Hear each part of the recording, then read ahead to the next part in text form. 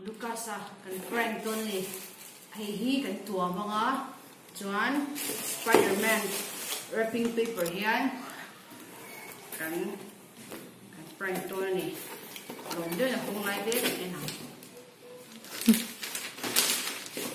Soi ve sia. le no pon speaker Ở đây hắn chào về rồi.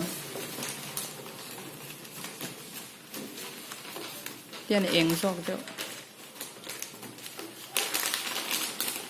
tu hi apa birthday nya Ama birthday tukin na loma. no kal man kan tuan ro dak na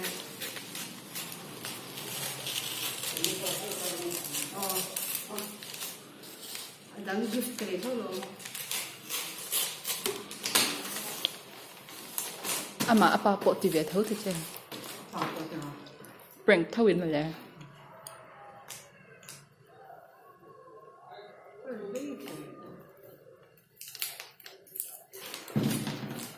Ama anh lâu nó khu ở đây không toàn nó khu sẽ lúc đi bắt tan cho anh chặt tóc.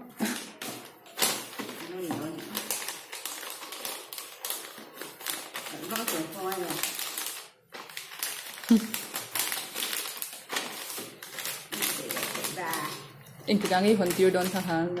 À, cái miss đón xin.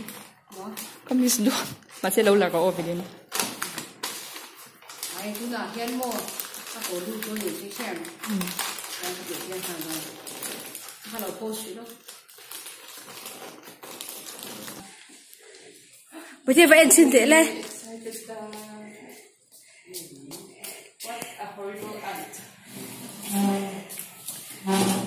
mà đâu bùi để bây giờ hi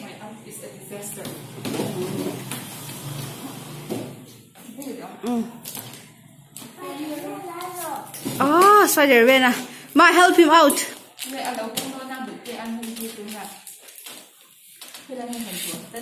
oh không rồi buông out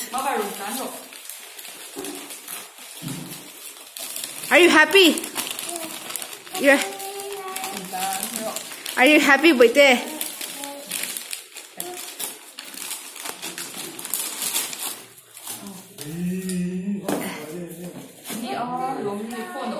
ai đó hẳn không xin tệ đấy what what's that Tomato. yes it's a tomato are you happy are you happy Are you happy or sad? are you happy or sad look at me wait there are you happy Happy. happy say thank you Thank you. Well- Thank you. Thank you. Thank you. Thank you. lâu lâu đã tệ cả là hôn tập được chưa mò cả là hôn tập được chưa mò khỏe cái mà cả là bể cái bạn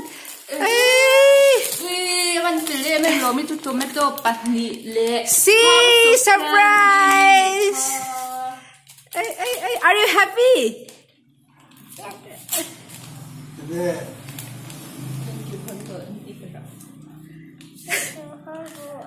thank you horrible auntie ama lo hong sak te kha Hi khoi mi nge a hi heng ken di khoi mi nge a mo khong en sor pyang hi mo sure sure look at me what are you happy right ta ang khalo oh atu yem boite snake yes squishy squishy and how is it legs thank you oh boite sorry oh can prank cha it's okay Exactly.